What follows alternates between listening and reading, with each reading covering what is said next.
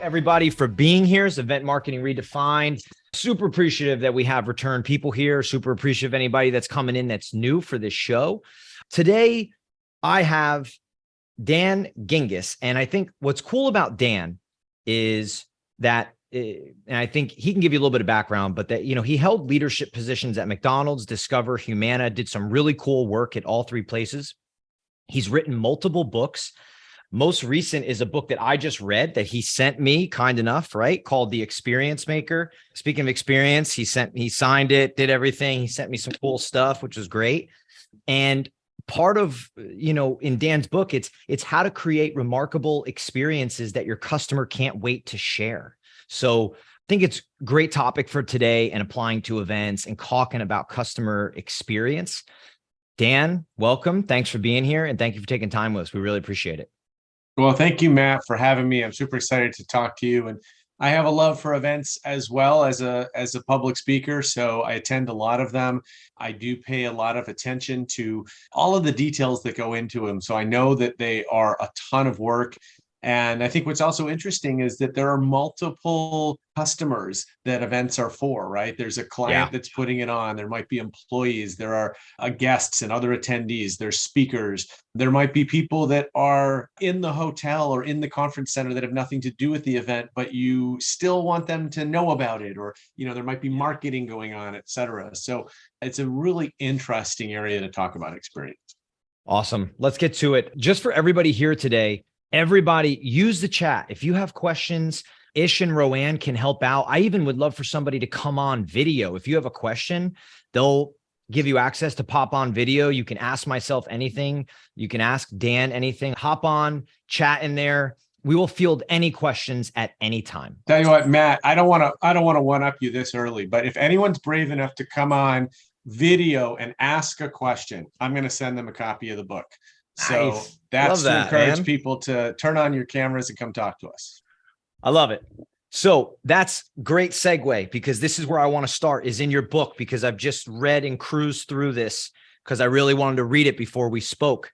And we'll get down to a little bit of your framework. We'll get into experiences. I think we're going to talk with everybody. As everybody knows with me, I like applicable information. I like things that everybody here can take and go apply. But on the 10th page of your book, right out of the gate, it's a section called The Case for Customer Experience. There's a quote in here. There's a section that I love, and I just want to read it real quick to kind of get us off and running.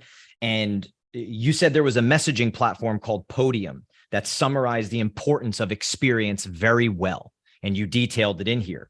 It says, today's consumers are not the consumers of yesterday. They are more resourceful, selective, technological, and accustomed to convenience. More importantly, they are on the search for businesses who will actually listen to them and make genuine efforts to cater their preferences and meet their needs. They are looking for personal relationships, trust, transparency, and communication. That to me is an excellent quote. So if you're a marketer on this call, I don't care if you run events. I don't care if you're marketing. I don't care whatever, if you're in product, doesn't matter. That is something you should be considering all the time, because with the wealth of information and the research people do, that hits the nail right on the head of sort of how you should be thinking. So Dan, I just love your thoughts on that quote.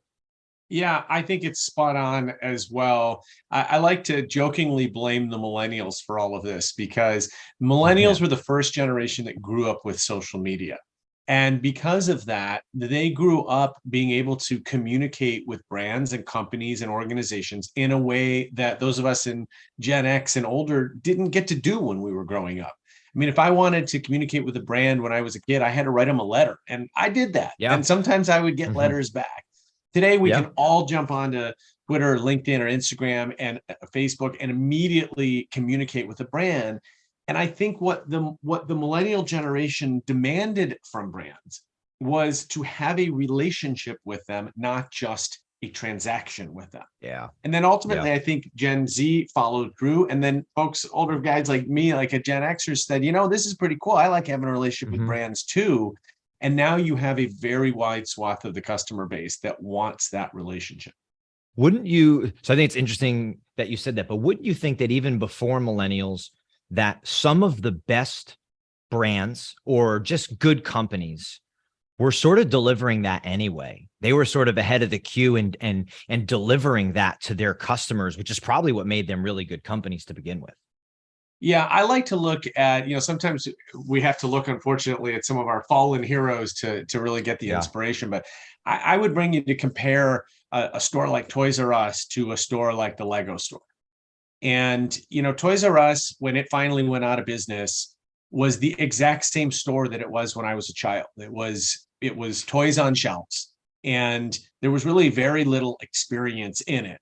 Versus anybody that's had kids and taken their kids to the Lego store knows that it's a destination. I mean, it is a fun place to go. They've got Legos everywhere. You can play, you can build, you can try stuff out before you buy it. And I don't think it would have been that hard for Toys R Us to be that destination place where kids want to go to try every toy before they actually buy it.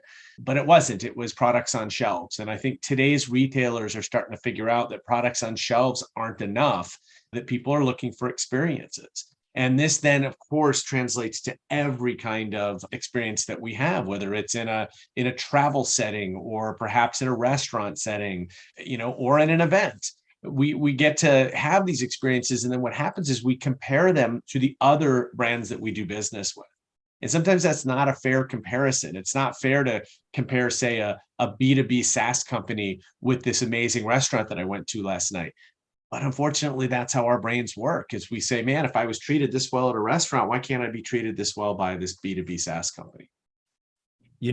When I read your book, I pick out the details, which is what the one thing I love about the book. And I don't want to harp on it like I'm trying to sell it, but I really did enjoy it. I mean, I came up with ideas. I was emailing my team at 10:30 last night with ideas based on me reading your book, is that you give details, you give specific. It is not broad stroke. It's not broad stroke. Oh, give an experience. It's detailed. It's examples. It's saying, hey, here's an example as to how this elevated the experience and made the customer feel, which I think as we dive into the event end of this here, that's what experience is all about, particularly when you go to an event. So what I want to ask you next is, kind of like the subtitle is, how to create remarkable experiences that your customers can't wait to share. So I guess my first question to you, for a lot of event marketers that are on here, is how do you take that and this customer experience that you've written about and give me some broad stroke or some super detailed stuff in your opinion on how you transition and apply that into events? Absolutely. I mean, the first thing to keep in mind, and I appreciate that you identified this, because of my experience actually doing this in corporate America, I always make sure that the examples I share go through three filters. They're simple, they're practical, and they're inexpensive. So the first thing is, for events, don't feel like you need to have a private fireworks show and Beyonce concert in order to create an event that's going to be memorable or that people are going to talk about, right? Nobody's got that kind of budget, and that's not necessarily what the expectation is. I look at customer experience as a series of little things. Now, to be fair, it's an endless series, especially at an event. Think about how many details event marketers and event planners have to pay attention to make sure an event goes off just so. There are so many moments, or micro moments, if you will, that are going to together create the experience for somebody. And so I always try to look at experience as just a series of little things, and then it feels more approachable to me. It feels like, wow, this is something I can control, versus, oh, it's this multi-million-dollar, multi-year transformational project that, now it just feels too big and I'm overwhelmed. Yeah. And so with events, I would say my first advice to all people in companies, and it would be the same thing that I would say to an event planner, is become a customer of your own company. What that means is make sure that you're walking around as an attendee.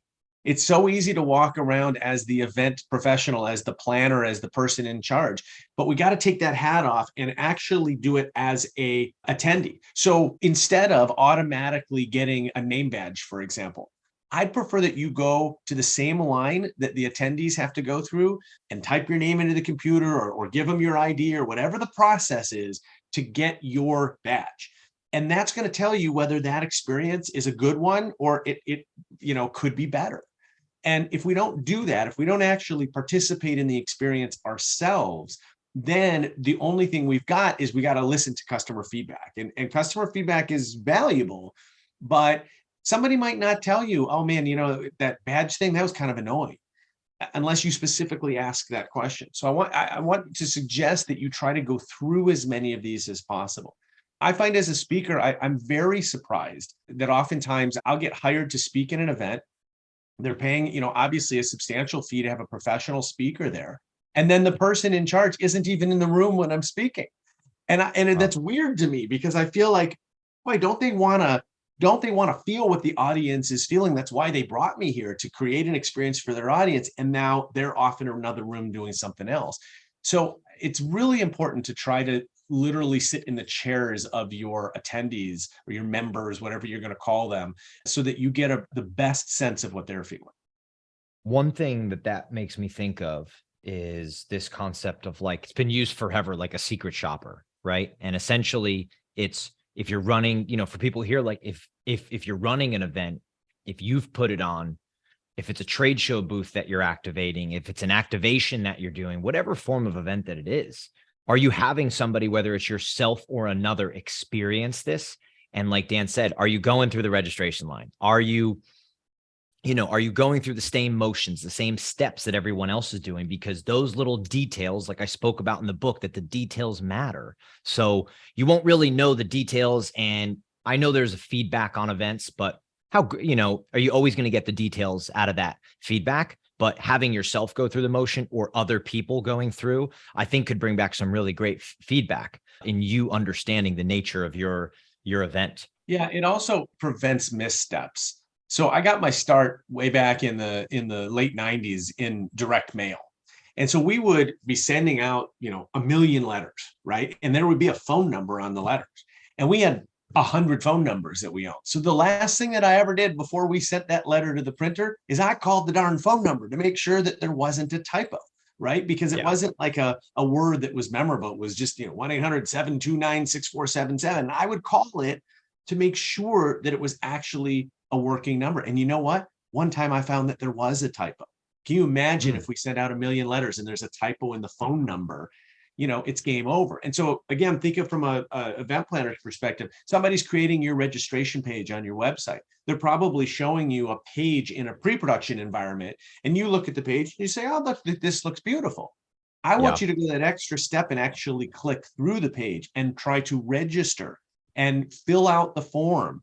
And if you're sitting there thinking, man, why are they asking me so many questions? This is a lot of questions. I can guarantee you that your attendees are going to think the same thing when they're filling out that same form. Yeah. It makes me think of two things, with what you're saying when it comes to like remarkable experiences that your customer can't wait to share, right? One is that experience, the mapping. What is it like in their footsteps? Because I've been to events where I leave and I'm like, this sucks. Like my whole thing was bad. Like just from everything from where the food was to just little details, the way it flowed, the number of speakers, was it hard to register, things like that, all the way to what I want to ask you about next is kind of like, you talk about it in your book, and we'll get to your framework then. But in such a sharing world nowadays, where people share stuff on social media and they like to share stuff that's cool or interesting or different. I'd say I went to a trade show. It's actually our industry's trade show. And in the center of the floor or the lobby, when you first walk in, they had a life-size yellow elephant. Like it was it was made from foam. I know the company that made it. It was just awesome. Like it was so cool. Like everyone was taking pictures in front of it. And that to me was like something shareable. And you were announcing where you were, and everybody probably posted it like I did on my Instagram. I posted, hey, I'm at Exhibitor Live, So what are your thoughts on that in terms of like people being able to garner that attention and sharing their experiences outward? Yeah. So I talk about shareable as one of the elements in my framework. And I mentioned that things are not shareable by accident, right? And so the yellow elephant is a terrific example.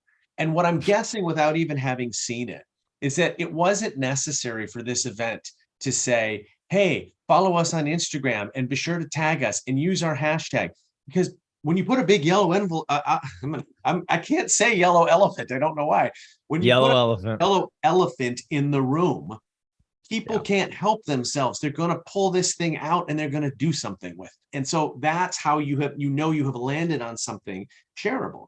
A friend of mine likes to say, if you have to tell someone it's a selfie spot, it probably isn't, right? Because selfies are supposed to be spontaneous. We want people Yeah. to pull out their phone because they want to, not because we're telling them to. Now, Yeah. that all said, I do think there are some subtle things that events could do better.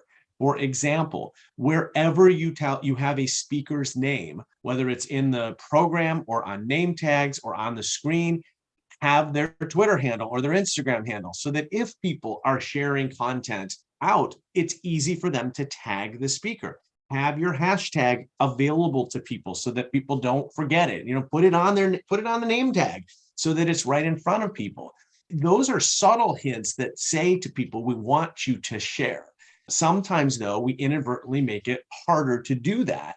And I don't quite understand that. Similarly, we know that at so many events that networking is such a big opportunity. So how do we make networking easier? Now, I still have a handful of business cards that I come with, but more and more often people don't bring business cards anymore.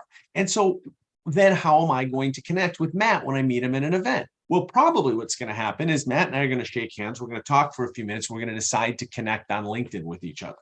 And wouldn't it be great if right on our name tags, we had a QR code that connected each other to our LinkedIn account so that we didn't have to go look each other up and go through that whole process?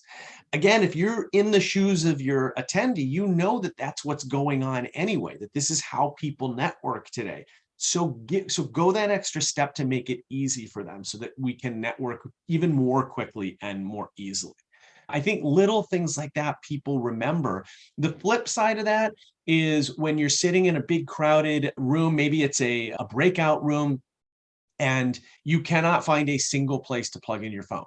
Now, again, I often, when I'm at events, either as a speaker or as an attendee, I love live tweeting and I love live posting because it's kind of how I take notes. And I know that the event planners like it when people do that. But guess what? That's taking up a ton of battery on my phone. And so if I'm going to do that for a whole day, I need a place to plug it in. Seems like a small thing until you're that attendee whose phone has died. And now your entire event is ruined, right? And so it seems like a small thing until it's not. Yeah. There's two things I want to touch on really quick for everybody here. Is one, what this all makes me think is I try to push people all the time, our customers and people I talk to about events and their trade shows and activations, whatever it may be. Stand out, be unique, be different. Like take a risk, take a shot, do something people are afraid to. They don't know, it's like they don't know what to do. And if there's any advice I can give people is like, be the yellow elephant, like do the yellow elephant, do something unique, do something that is going to garner some form of attention. Again, when we get to Dan's framework, there's a piece of it in there. The first one with the W that I think is interesting in terms of how you can do stuff in that space. But I would urge, take chances, look at what other people have done, things that are outrageous, things that are unique and different. The second thing, what you said, Dan, is at events, if you're running and hosting your own event, make connection simple. People are there for connection. They're there for networking. Make it simple, make it easier, any way, shape, or form. I think that's a big lesson. I'm seeing in the chat here, Jane said the QR codes on name tags are a great idea. Without a doubt, Jane, yes, they are. Mel says, which is why around 40% of the exhibits we build have wireless charging pads. Yes, Mel is with Classic Exhibits. They are a white label exhibit builder and manufacturer, and they have some really cool stuff. But yes, much of the products coming out of their facility and others and items that are being built, yeah, they should and they do have a lot of charging stations because obviously Matt, everybody's connected. Matt, you and I talked offline about exhibits and vendors and sponsors and how we should be helping them to stand out as well, because that means they're going to have a more successful conference, which means they're going to be more likely to sponsor again next year. I continue to be shocked at how often, because I always walk the sponsor floor because they're potential clients for me, right? I continue to be shocked at how many booths look exactly the same. They're literally giving away the same items. I can walk away from an event and get 20 water bottles if I want, except I don't need 20 water bottles. Right. And so if I were planning an event, I would actually hold my sponsors to a certain standard of standing out, because otherwise I know they're not going to perform as well as they possibly could at my event. And that's going to make it harder on my sales staff next year to try to get them back, because they're going to say, well, we were at your event, but we didn't get any leads. There's lots of really fun examples, and I'm sure your colleague here, the exhibit builder, could share some as well, of vendor booths or vendor stations that really get people to come and spend time there because they're doing something different. And so I would definitely encourage people to think through that. And if you are on the vendor side, it's a huge opportunity to be different. I like what Dudley just said in the chat. He said, facts, Dan, I'm tired of that spin wheel. I think we're all tired of it, Dudley, but wait, I don't want any of the prizes on the spin wheel either. That's the problem. No. And honestly, we've been having a lot of conversations, and I don't want to go into like the full exhibit thing, because I could probably rant for about 40 minutes by myself, and I don't even need an audience for it, or you, Dan. I could just go on and on, but it is like, be different, take a shot, give out something unique, be funky, be your brand. Like, you know, if you're going to build a trade show booth, don't build a trade show booth that you could just swap the graphics out on and give out to 40 other companies. Build your space, build your environment, build who you are, and then put some time and effort and energy and create some buzz, right? Do some things that are different. Understand how you're going to engage. The best example of this is, we are going to a trade show. I've touched on this show, and we're going to release a case study. This show is in April. We've been planning for it since October, maybe even sooner. And I have a team of people here. We have spent hours, conversations. We are ready to go to this trade show. Like, I mean, completely ready. We have ideas, themes, engagement, stuff to give away that we think is clever and unique. And it's like, you got to put the time into doing these things. And I would just urge anybody, I have a unique case because it's my company, so I can do what I want at the end of the day and make those decisions. But push your leadership, push their team around you, corral them to be different, corral them to take some of these leaps that Dan's talking about, I'm talking about. And, you know, like Dudley said, don't do a spin wheel. Okay. No one's ever going to hate you because you were too creative. Yes, I agree. All right, let's do this. I want to talk about something. I want to get into your framework, right? Sure. And how I want to set that up for you essentially is this, because I love this term and talking about this: reverse engineering the experience at an event, right? It's all about the experience. You kind of said earlier, you alluded to it earlier, just saying, hey, you got to put yourself in their shoes. So I don't care if you're running an event, it's a user event, it's an internal event, a micro event, whatever. If it's a trade show booth that you're planning, if it's a brand activation that you're planning for a sponsorship, doesn't matter. Let's talk about how to reverse engineer the experience of an event that you're creating. And then we'll dive into your framework that I really want to get out to everybody. So I actually wrote a blog post about this last year. My mother has this thing that she says to me every time I travel, and she has since I was young. She says, be aware of your surroundings. And I'm like, wow, that's such a mom thing to say. And then I started thinking about how that was actually really good advice for customer experience. And I realized that it's actually one of the reasons why I think I'm good at customer experience, is that I'm always paying attention to what's around me. That's why you'll see in my book that I have so many pictures of signs. I love signs.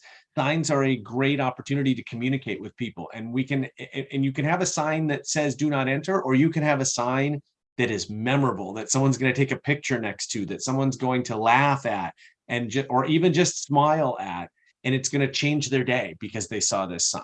What a great example that came out after the book, the traveling Van Gogh exhibit that's been going around the world. Yes, it's a really cool art exhibit. I actually argue it's a technology exhibit, but the signage outside of it is amazing, because every one of the signs uses the word go, G-O-G-H, as in Van Gogh, and the O in the Van Gogh, or in Go, is a sunflower, which he's known for painting. So instead of saying do not enter, the sign says no go. And the bathroom sign says gotta go, G-O-G-H, question mark. And they're funny and they're memorable. And people, even though they didn't come for the signs, this became part of the experience. And so when we reverse engineer these things, it's just about, again, walking your showroom floor, walking your conference hall, and saying, okay, is it easy to find things. Sometimes these conference centers are miles long, right? They're like, you're walking 50,000 steps a day to get from one place to another. And it surprises me how long you can walk without a single sign telling you that you're going in the right direction. These are things that, again, as the planner, you've walked that floor 1,000 times. You know what direction you're going. But Dan, who's there for the first time, has absolutely no idea. I literally have walked into the wrong event before because there just wasn't any signage, and I Did you start talking? No, they didn't let me on. You should have. But so that's when I talk about reverse engineering. It's about being aware of your surroundings, and where I think you should start actually is other events. Is go to other events and be aware of the surroundings and just pay attention to the details. I remember having lunch with a friend. We were sitting in a booth at a restaurant, and he asked me about what is all this customer experience stuff? How do you do it? I said, let me just give you a real example. When you sat down at this booth, did you notice that the wall next to us was filthy? And his head goes, whoa, and looks over at the wall, and he's like, no. And I said, that's the first thing I noticed before we sat down. And by the way, it wasn't really appealing to me, right? We're in a restaurant. I expect a restaurant to be clean. This is not clean, right? So now what else am I thinking about? Is the kitchen not clean? Whatever, the silverware not clean. I'm not in the right state of mind now to be at a restaurant because I've seen that it's dirty. But again, those kinds of things, it's like, grammar nerds, right? Where a spelling mistake jumps off the page and punches them in the face. That's what happens to me when I'm just being aware of my surroundings. I'm just looking around at everything that's going on. And I think when you have that keen eye, you start to not only see things that you can fix, but you also start to get ideas of things that you can copy and do in your own. So 2 things. One is, I think that's a great piece of information for people on this, because, go to your leadership or whoever and say, hey, I'd like to go to this event, because it'll educate me, or for whatever reason, if it's a marketing event, if it's a, whatever, so you can get some education, but also say, I want to go see what this is like. I want to go experience it so ours can be better, whether it's a user, the more events that you go to, I think what you're saying is that, you can notice things and you can understand what that experience is. The other thing that you touched on, I think is great, is signs. I love signs. So what you're saying, it is in your book. And I did notice that. I can tell you that there are 2 places by my house. One is like a tax office, and the other is a sandwich shop. And they have a sign outside of their office. They're in different, locations. They always have funny stuff. Hysterical.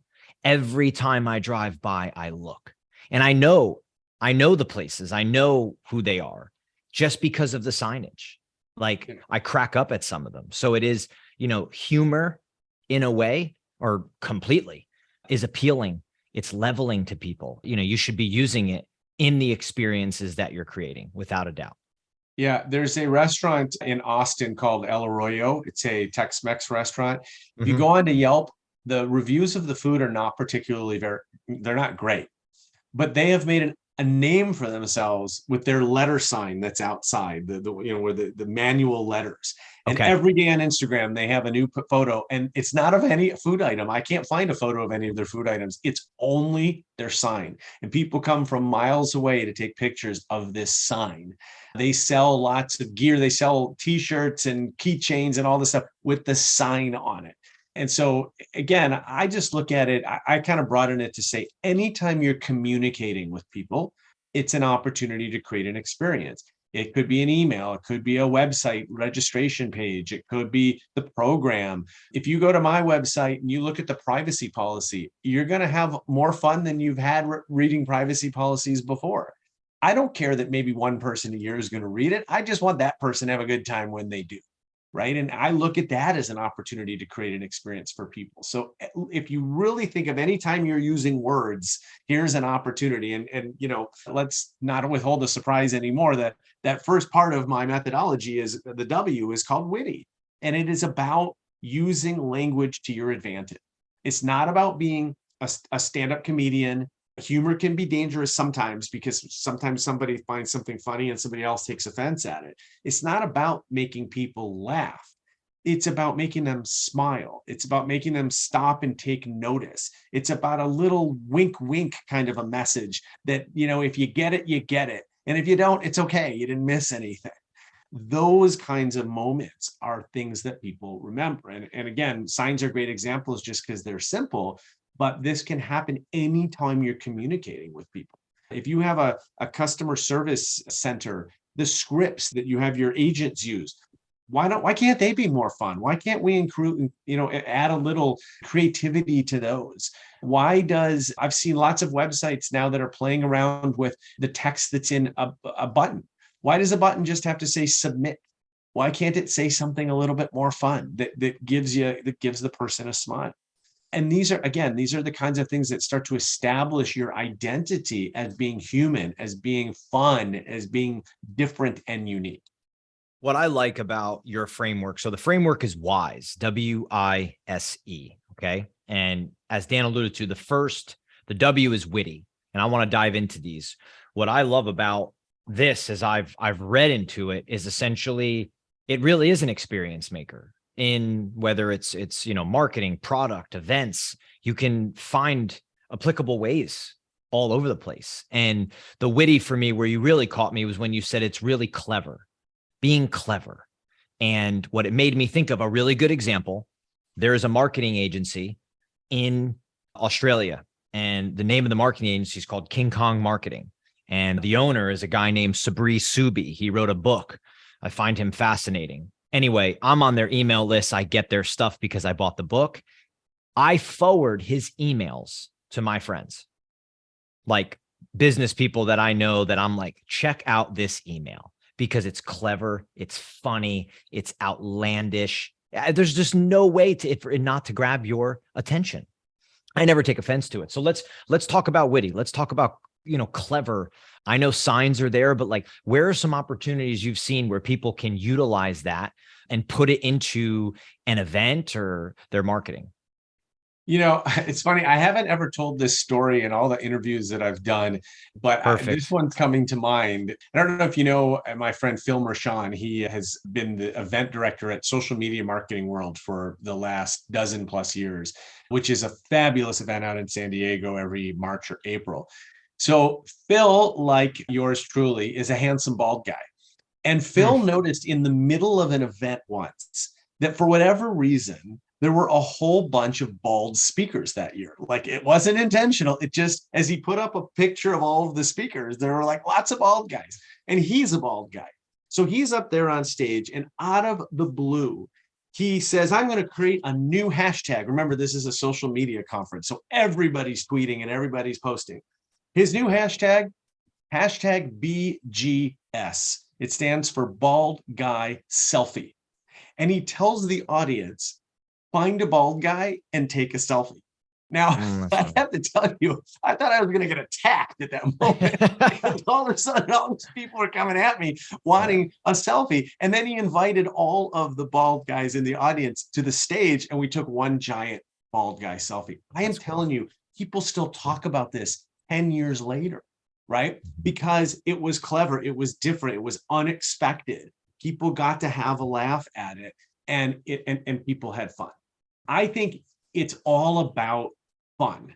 When people go to events, they're there to learn. They're there to network, but they want to have fun. So give them some fun. And I think, there's so many ways to do this. I love when events take advantage of the local community. So they bring in a local singing group or dance group or, a kids group or something like that, where you get a real feel for, it's not like you're just going from the airport to the hotel to the conference back to the airport. You feel like you've gotten something, the food, the culture from the city that you're in, I think is always a fun thing to do. So again, it's, I call it witty, but I don't think that it has to always be funny. It just has to be fun.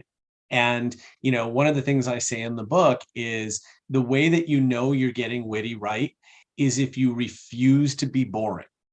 And so think about the spots in your event from the first moment that somebody decides to register to the moment they're checking out and going home. And think about any place where it might be considered boring, like just not particularly exciting. So what do we do during that moment to refuse to be boring, to make it fun?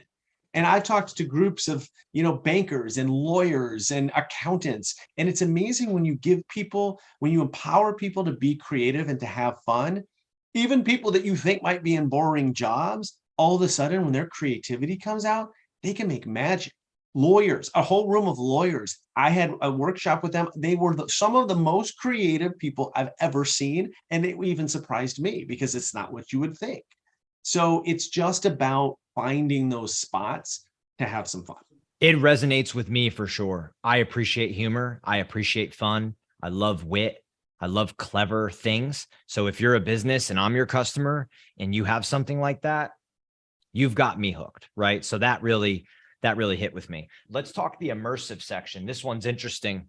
I had another quote that I highlighted in your book here. It's not a quote from somebody else. It's what you wrote. And I think it's an interesting piece for immersive, right? Immersive doesn't have to be difficult or expensive to execute, but it does have to be thoughtful, intentional, and consistent. Companies must make a focused effort to understand their customers' needs and then exceed their expectations in a unique and memorable way. I honestly think I could steal this from you and label it what this show is all about. Like what I've been talking to this audience, our audience about creating immersive experiences in events, and that thoughtful and intentional, 100%. I use the word intentional ad nauseum about being intentional about what you're doing and why. A focused effort to understand the customer. We talk about that all the time here. And then last is unique and memorable, making something unique and memorable and stepping out on the ledge. And it's like, if you know what the customer, if you really understand the customer and you're really all about the customer, you can create unique and memorable for them. And at least you can shoot your shot in a fun way and do something that if it doesn't work, it doesn't work. You just go back to the drawing board. I love that quote. Want to get your thoughts on it as we dive into immersive here. Yeah, I think immersive is often the hardest for companies, but should be the easiest for events because we're all together in a single location. The opportunity for an immersive experience is right there in front of us. And if I go back to social media marketing world, you mentioned the word consistency, which is so important because it's always in San Diego. They usually have a beach theme. And it's unbelievable how consistent that beach theme is from beginning to end. Even if you walk into the bathroom, it's still the beach theme comes with you, right? And so it's not just in one place. It's not just on the program or on the website. It is everywhere you go. There's umbrellas and there's whatever, the rings and the surfboards and people are dressed as lifeguards, and the whole thing is consistent. That is a great part of immersive. The other thing that I think events really have an advantage is that I always say that immersive either draws on your emotions or it draws on one or more of the five senses. And again, beautiful thing about an event, especially an in-person event, we're all right there. So our senses are already tingling, right? They're already aware. And so start to look for opportunities: sight, smell, sound, touch, hearing, sound. I think I might have missed one of them, but anyway, that's okay. I screw those up all the time, honestly. So that's great. But it's amazing how memorable an experience can be when you hit on one of those. Last time you were walking through the airport and you knew 1,000 feet away that you were coming up on an Auntie Anne's pretzels, right? Or a Cinnabon, because you smell it before you see it and you know exactly what it is, right? That's how powerful of an experience that can be. And by the way, that is not coincidental. That is incredibly on purpose, right? And so there's some very interesting companies out there that are doing stuff with smell and scent. And I would say that's something that's probably very much overlooked at events, but is certainly something to pay attention to. Nothing ruins an event more than being too hot or too cold, right? I mean, that is going to cause people some consternation one way or another. Nobody wants to be sweating and nobody wants to be shivering. These are the kinds of things that matter when you're trying to create something that is immersive. So focus on emotions and focus on the senses and ensure a consistent experience from the beginning to end. I love the senses conversation when it comes to immersing people, right? One of the examples I've always given everybody is the dealership where I got my car. When I bring it in for service, When I pull in, they take care of me. When I walk into the service, it smells incredible. I don't know what it is. It's fantastic. I want to smell like it, but it smells amazing. And it just always gives me this nice feeling when I walk in there. And I may not be in a great mood. I'm taking my car for service. I don't want to actually do this. You know what I mean? So the immersive thing, I agree. Like, you have to immerse people in something. What are you going to immerse them in? And which senses are you going to try and activate or have them catch notice of? And if we pair this together with what I said before about taking advantage of your location. So I spoke at an event last October in Nashville. And one of the things that they did that was so brilliant was they wanted to bring Nashville to the event. And so their opening keynote was actually 3 songwriters.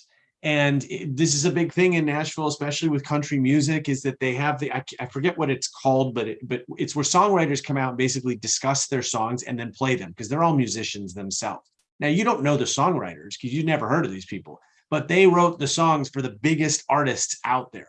And when you hear the story of some of these songs, I'm not particularly a country music fan, but I could tell you, I basically became a convert being there, because I got to hear stories about these songs and then hear the music. So again, so immersive, because I'm sitting there. It's not very exciting. It's 3 people sitting on a stage in chairs, but it hit on the sound, right? As we got to hear them play some of these songs. And once we knew what the lyrics were about and why they were written that way, we felt like we were a part of that story. And so I thought that was a brilliant way to create an immersive experience at an event. And again, it was related because it was in Nashville. I'm not sure that works in the middle of Iowa, but it definitely worked in Nashville. We have a question from Jeanette. And Jeanette, thank you for asking a question. We love some questions. She said, can you share more about emotions? Feeling welcome comes to mind. What others do you lean into regularly? Yeah. Jeanette, one of the things I would say is, if we're talking in-person events, right, we'll try to stay close to and around there. But number one for me that I always say is sight, is visual sight. Can you have something, if we're talking trade show booth or you're welcoming at an event, can you have something that visually stimulates me, that catches me, that garners my attention, that grabs my eye? That is something I'm always thinking about, or I would always be thinking about. Something that tells a story, something that stands out. So sight is one. The emotion part, and Dan, I'll let you jump in after this. The emotion part, to me, Jeanette, is a great point. And I've often asked our clients this. We say, you're spending all this money on a trade show booth or to run an event that we're helping them, design and build out. And we say, how do you want them to feel when they leave? And that is what we talked about earlier, Jeanette, which is reverse engineering the experience. Part of reverse engineering experience is saying, how do you want me to feel? So that emotion, right? You're saying feeling welcome. Yes, that would be one of them. But I think you can be smart enough and go deeper to mapping exactly what you want me to feel. Do you want me to feel excited, elated? Do you want me to feel connected to what, like a part of a community? I think you can try to set up an event based on how you want people to feel. Absolutely. I would say inspired is an emotion. Yeah. I think the best events do. I want to walk out of there feeling like I learned something, like I'm thinking about the world a little bit differently, like I met some great new friends. One way to think about this, Jeanette, would be that, if you want to get really basic and divide your audience into 2 groups, you got introverts and extroverts. Try to think about how each one of them might be feeling at your event. For extroverts, this is easy, right? Hey, big crowd of people, let's go work the crowd and hand out business cards and talk to everybody. For an introvert, that is like the scariest thing ever. So an introvert might need their hand held a little bit more, might need you as an event planner to come in and literally introduce them to somebody else and create the connection for them, because they're just going to be scared to do it. Fear might be an emotion that's going on, right? And so different people are going to approach your event differently. Think about somebody who's in a wheelchair at your event and what they might be feeling. And is all of your event accessible to them? And if it isn't accessible, how do you think that feels? If there's not a place where that person can view the stage, how do you think that feels for them? those are the kinds of emotions that are going to make or break an event, right? And so if you reverse engineer it, what you do is you say, okay, I want to make sure that my wheelchair bound guests are going to have an unbelievable experience. And so I'm going to specifically create an area for them that not only gives them the best view, but does X, Y, and Z for them too. Now we're getting into intentionally creating an experience for a certain subgroup. And so I think that, again, there's all sorts of emotions that go on. By the end of a day at a great event, you're going to start to feel exhaustion. You're going to be tired. You might, no matter how good the content is, you might be a little bored by the end of the day just because you've been sitting, or you might be antsy. And so if we can anticipate that and say, hey, this is about the point where people are going to become antsy, what do we do? And what can we do to create, to combat that and to make sure that, we give people the right emotion at the right time? Jeanette, great question. I appreciate that. Actually, Ish and Roand, if you could get Jeanette's information and buy Dan's book and send it to her. I want to buy Jeanette Dan's book. Oh, I'm happy to send Jeanette a book. It's okay. No, I want to buy one from you. I want her to send it. I think it's super valuable. So, let me give you an example of where this actually didn't work. So I went to a different event where they brought in a yoga instructor, like she was trying to do some meditation type things. And on the surface, I thought it was a really interesting idea to put somebody like that on stage and try to get everybody sort of mentally prepared for the day and all this. And what I realized was they put it at the wrong time of the day, because they put it at the very beginning in the morning. In the morning, I don't want to be relaxed. I'm pumped. I'm excited. I'm ready to go. Like, no, don't turn down the lights then. That's when that's when I want the music blaring. Now, right after lunch, after I'm sitting in a food coma, yeah, that might be a great time to close my eyes and do a little meditating. And if it's guided, that's a kind of an interesting, immersive experience. But just that little pick of they put it first thing in the morning, I thought was a miss. And it could have been a really interesting, memorable, immersive part of the experience. Dudley has a question. He put it in the Q&A. Thank you, Dudley. Dudley has been with us. He's a recurring guest here, which is awesome. Dudley said, I consistently struggle with thinking big, which usually comes with a hefty price tag. What's a good way to balance creativity, vision with efficient ideas so I don't scare my clients? I don't scare away my clients and sponsors. Yeah, Dudley, great question. And this is why I said before that I think customer experience is a series of little things. It's simple, practical, and inexpensive. As soon as you start thinking crazy big, you're going to end up with Beyonce and a fireworks show. And it's just not practical. So just a couple of ideas that stick out to me. I think a number of events have started doing this, but not enough. Is they'll have one of the sponsors will sponsor a photographer to be there to take headshots of people. I love that. That photographer is probably a couple $100. This is not a huge investment. And yet now every person attending can get a fresh new headshot. They're going to remember where they got that headshot. They're going to, that's something they can take home with them that they can remember well after the event. And it's not a significant investment. I think that's a terrific idea. I think that playing around with the snacks that you offer, right? So many events have the same snacks, but get creative, have fun. I'm thinking about how fun it is to go into one of those candy stores where you get a bag and, you can choose some of the Skittles and then you can choose some of these candies and sort of these. And so that one setup is, the difference in cost between that and having to buy everything individually that you're already putting out there, you're probably just switching dollars up, but you're using it in a more creative way. Look for places where the sort of the fun quotient can be dialed up, but it isn't terribly more expensive. I think also look for places where you are spending money that maybe people don't care as much. I still wonder why events spend so much money on thick programs, with huge notebooks attached to them and all this sort of stuff. Everyone comes to an event with however they like to take notes. I like to take notes on my phone. So if you give me a notebook, it's not useful anyway, but you just spent $5 to do that for me. Right. So I think those are some of the places that I would look. But I don't think it is about thinking big necessarily. It's about thinking different and thinking unique. And thinking, I haven't seen this anywhere before. And another place to look is outside the event industry. I think you'll find when you read my book that I intentionally bring in examples from tons of industries because I believe we can learn and get inspired by other industries. So next time you take the kids to Disney World, just be aware of your surroundings and you'll find an idea that you can bring back to your event it isn't Disney logoed or branded, but it's just something they did that your kids thought was memorable that you could do. Speaking of kids, I did something once when I was at Discover. I wanted to do this annual planning meeting with my team. And dang it, I just didn't want it to be in a conference room because I knew I wasn't going to get creativity from people. I knew I wasn't going to get them really thinking outside the box. So I tried to think of where can I do this that's fun, but I don't have an endless budget. I can't spend, I'm not going to expense $10,000 to go take my team somewhere. So you know where I ended up doing my team meeting? At Chuck E. Cheese. We went there at 9 a.m. where there's no kids because they're all in school. And from 9 a.m. till noon, we were the only people there. First thing I did was give everybody a bunch of quarters to go play the games. They had an absolute blast. Then we ordered Chuck E. Cheese pizza for lunch.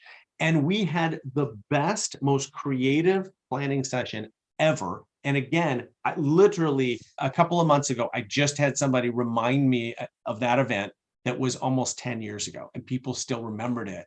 Wasn't expensive, wasn't big, but was just totally different and unexpected for people. And that's why they loved it. Dudley, I love this question because I've actually struggled with it as well. So I think thinking big in general, I would say is a good thing, right? But I understand in the sense that sometimes when it comes to events, when it comes to pitching clients, when it comes to making things reality, big is not always the way, right? So here's what I would encourage you to do. I would encourage you to ground yourself in the foundation of what the event or what the goals of the client is, right? So, you should know what's their purpose, what's their intention, what are they trying to accomplish, right? So if you're hosting an event or you're orchestrating bringing people in, or you're putting on an event for somebody, you need to build a foundation as to why are they doing it? What's the intention? What's the purpose? Why would, you said sponsors, why would they sponsor? What's the purpose of them sponsoring? Write all that out and start building a foundation for what this is and what your pitch is. I would say understanding them, if they're your customer, who's their customer? Do you understand what they're trying to accomplish with their audience and their customer? And I think if you start getting that foundational information, you can then build everything from there, rather than if you just have a blank canvas and you don't have all of that really mapped out. I've done the same thing where you just start floating, you just start throwing these ideas out and you start whiteboarding things and you tend to just get lost with it. And then, one's a huge price tag and then you're trying to find something fun to do. But if you have a foundation and you understand the purpose and the customers and what everybody's looking to get out of it, I think that is a really good way to ground yourself in the information and then stem the ideas. But do they tie back to that? Because if they don't tie back to that, I don't think you're doing yourself or your clients a service. And that's where you can use WISE, right? Witty, immersive, shareable, extraordinary. You can use that into tying those things in for your event. Great question, Dudley. Appreciate it. Let's get Dudley a book too. I'm buying.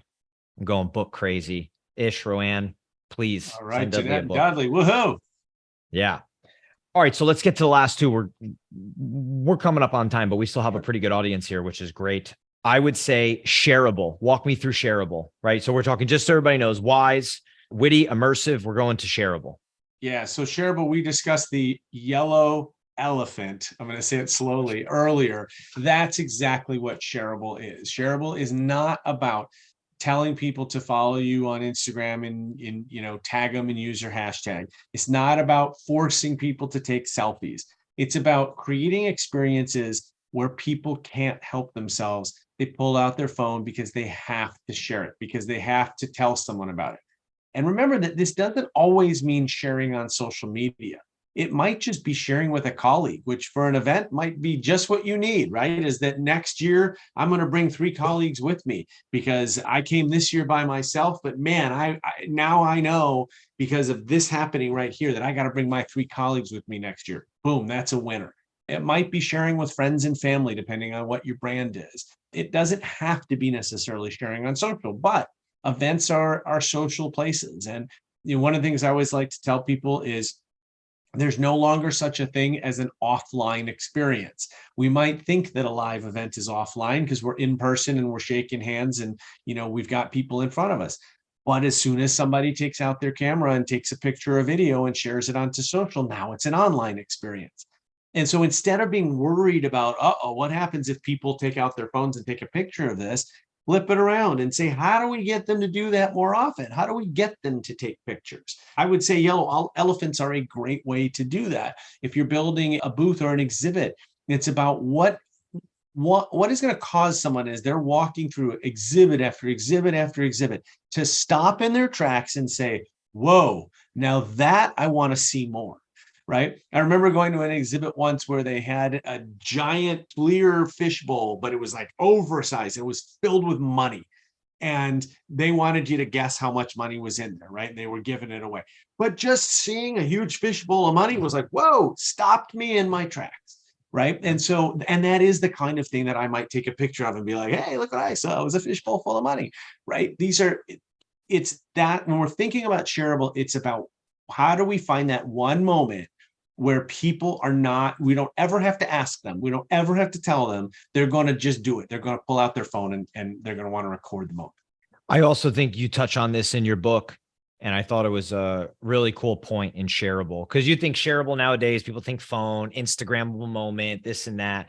But you said, like, is it worth a referral? Is it worth somebody telling somebody else by word of mouth? Because at the end of the day, word of mouth is still king. Always has been, Absolutely. Always will be. And even I could go on a whole nother rant right now about the way people buy nowadays. And yes, it is word of mouth, but it's word of mouth on steroids. It's word of mouth in Slack channels, word of mouth on social, word of mouth on, on Reddit, word of mouth. Like, it is still word of mouth. And I love that you touched on that. It's basically saying, hey, this experience, this product, this service, this event, this anything. It's not a matter of, is it a picture? Yes, it's great. If you want to share it with everybody, it's great. But are you going to tell somebody about it? Do you just feel the need to tell somebody about it and share it with them? Because I know when I've had some great stuff happen to me, experiences or things, products, service, anything, I want to tell people. Yeah, I totally agree with you. And I was just thinking of another example while you were talking. I was in Vegas for an event and I passed by a booth and there was a line of people. And I'm like, what are people lined up for? And they were lined up to take a picture with Lady Gaga.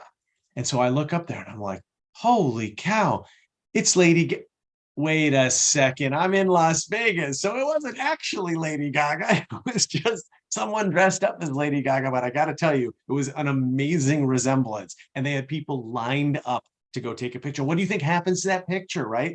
They want to take the picture so they can share it with people. So I thought that was a brilliant idea that I hadn't seen before, and I almost fell for it. I almost thought Lady Gaga was really there because she definitely looked real. We have a question from Gregory here. It says, you create the experience and wow the attendees. They share and talk about the experience they've had at your booth. The next show you attend, you realize your competitors copied your idea, making it less of a wow factor and diminishing the experience you created. Do you have any advice for working around copycats? Gregor, 100% I do. It's keep innovating, keep coming up with ideas, keep pushing boundaries, keep doing unique things, right? That's inevitable. Like, people who copycat, it's the biggest form of flattery per se. And I would say, why did that idea work? Let's shift to another idea. There's nothing you're going to do about people stealing those ideas.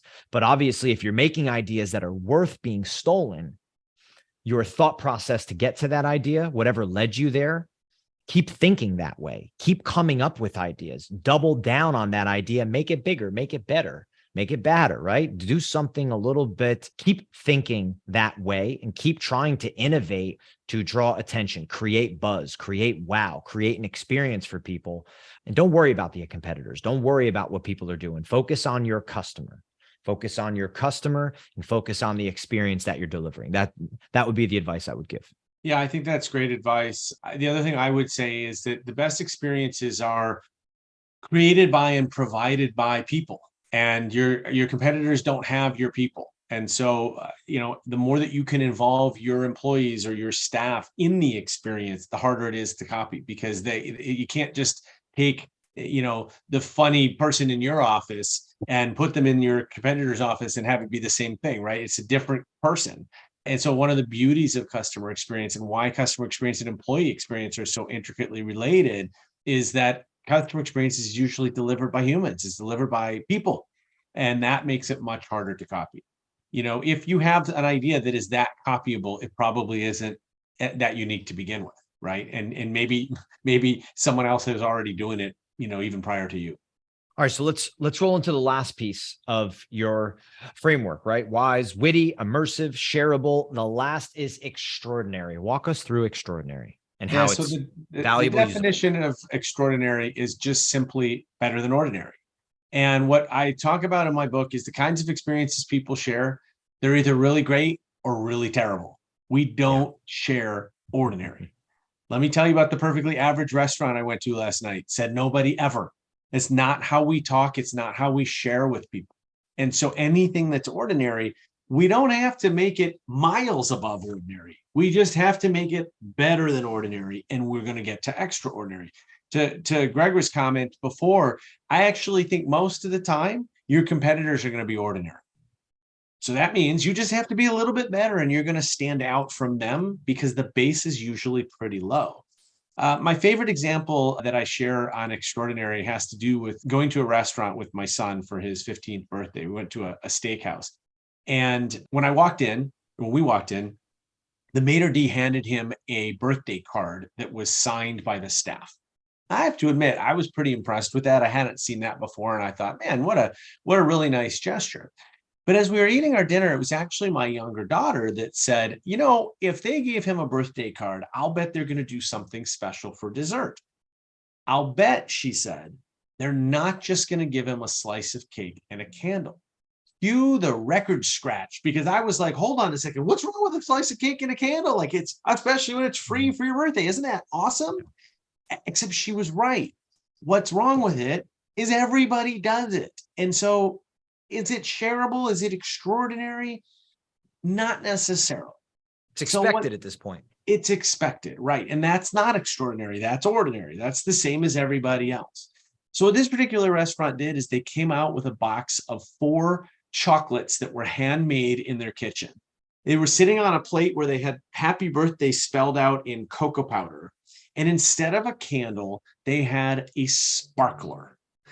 And we all know that a sparkler is way cooler than a candle. And when you take a picture of a sparkler, especially with a great phone like a great camera like an iPhone, you capture the individual sparks. It is really cool. Now, is a sparkler more expensive than a candle? No. Is it more operationally complex or difficult? No. It's just different because it isn't a candle. It is something else, and therefore it's better. We're at this dinner, 4 people around the table, all pulled out their phones and wanted to take a picture of this glorious dessert and share it with people. No one told us to do that, but it's because they took ordinary and made it extraordinary. So what I say to everybody watching this is use this as a metaphor. I understand you probably don't have candles in your business. That's okay.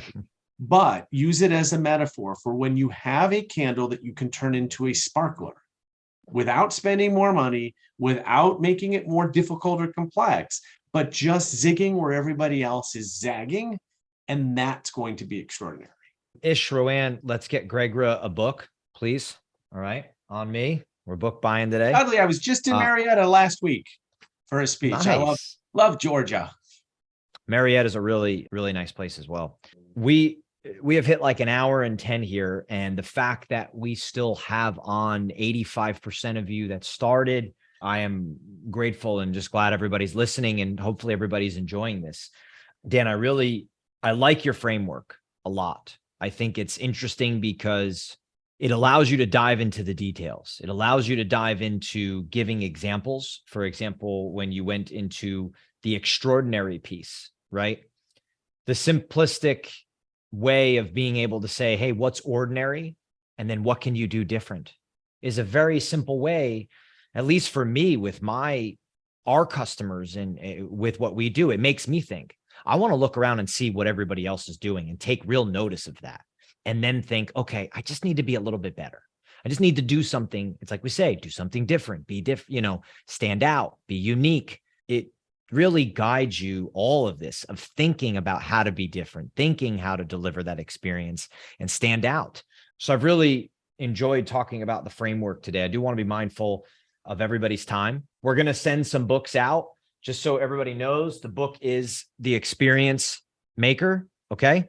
Dan, greatly appreciate your time today. And what I would say is I love the details and the specifics that you give, especially in your book and even on this call. It's examples, it's applicable. People can take it and people can work with it. And I think that's what people are looking for. People need, a lot of people, broad stroke ideas.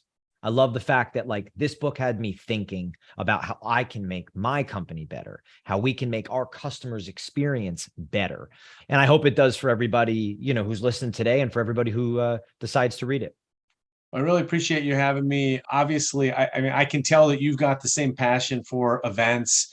And, while we play different roles in the success of events, it is a really fun microcosm to think about experience. And I do think that it's a great place to be creative, to try things, to not be afraid to fail and do something that maybe, your audience doesn't love. Okay, you just won't do that next year. That's okay. But be willing to try and be willing to get out there a little bit and do something different. And I think you'll find more times than not that the people really appreciate it. Awesome. Thanks for being here. Everybody that came on today, super grateful. Thank you all so much for listening to us. This is another episode of Event Marketing Redefined, and we'll see everybody in 2 weeks. Dan, thank you. All right. Take care.